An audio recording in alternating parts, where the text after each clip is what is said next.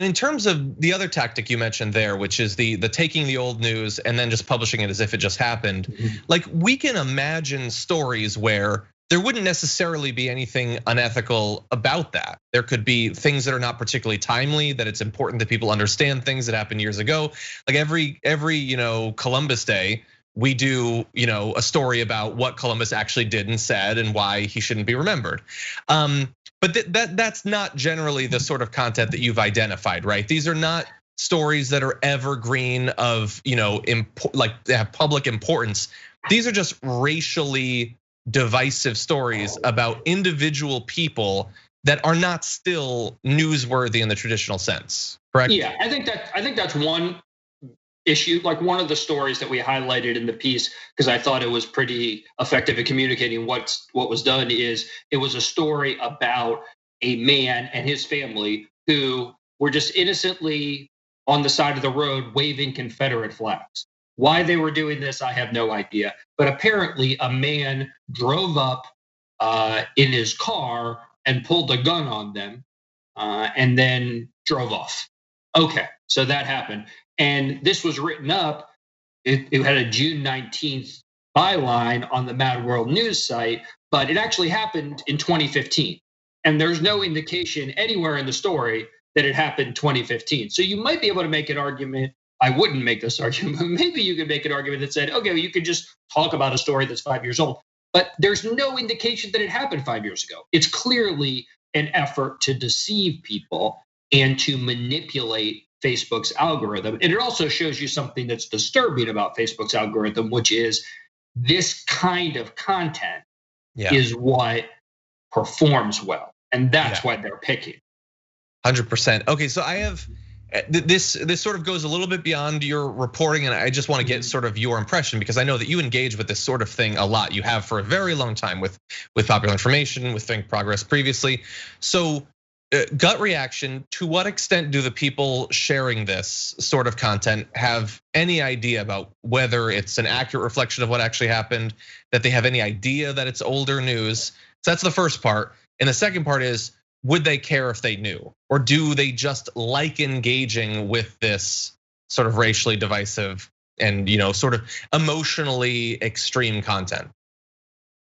I don't think they have any idea, because I'll tell you that even after kind of initially identifying this, it probably took me a couple of weeks of really looking through, analyzing it. I was exporting things into spreadsheets. You're looking, you're Googling. Like, it's not just readily apparent from an average user. And certainly most people whose job is not to produce a newsletter and to try to explain to people what's happening on Facebook are not gonna have time to do this. So I don't think they would know. Whether they would care, there's probably some people who wouldn't care. But I think most people, when they're sharing news on Facebook, whatever kind of news it is, expects it to be news. They're thinking that this is something that's just happened, and they want to, inform their cousins and everyone else they know about it. So maybe if you told them about it, they wouldn't care. But I think for a lot of people, they might not be offended by it, but I don't think they would be as inclined to share it if you said, hey, 5 years ago, this thing happened, or 2 years ago, or 6 months ago, this thing happened. So it is an effort to manipulate people and to manipulate beyond the people, to really manipulate Facebook. And the disturbing thing is that Facebook has every ability to not allow this, but they continue to allow it. And that's the thing that I think is disturbing. And that's why I think you're starting to see a lot of corporations say, hey, maybe we don't want to advertise against this kind of content until they fix it. Yeah, and sort of the last question I plan on asking is, what can we do? And maybe you have a suggestion in that area. It appears like Facebook has decided to take a sort of vague, amorphous, hands-off approach to enforcing its own rules, dealing with hate speech, dealing with purposeful misinformation. And in particular, when it comes to the right wing, Zuckerberg seems to have a very close working relationship with some of these figures. I don't know about Ben Shapiro in particular.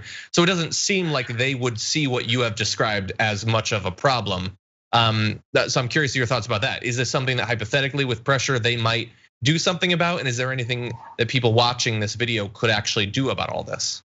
I think so. Just to quickly bring up the point of Ben Shapiro, is in part of my reporting, I did report that Ben Shapiro and Mark Zuckerberg are in direct contact. And that's from a source that has spoken to Shapiro. And he also has been over at Zuckerberg's house for dinner. So I do think that there is a relationship here.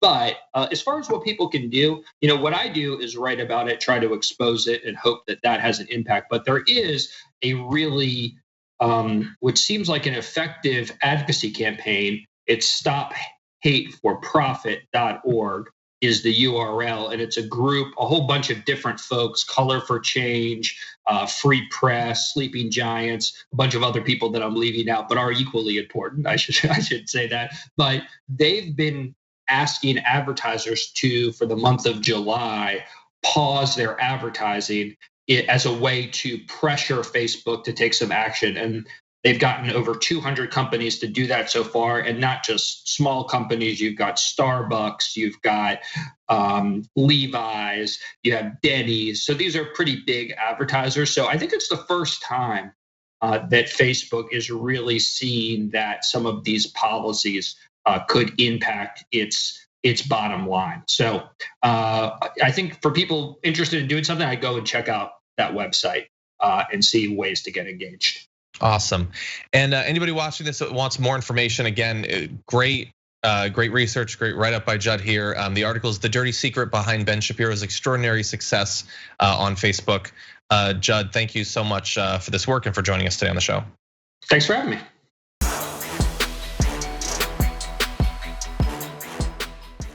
Check out the Damage Report podcast each day, wherever you get your podcasts, whether Pocket Casts or Stitcher or iTunes.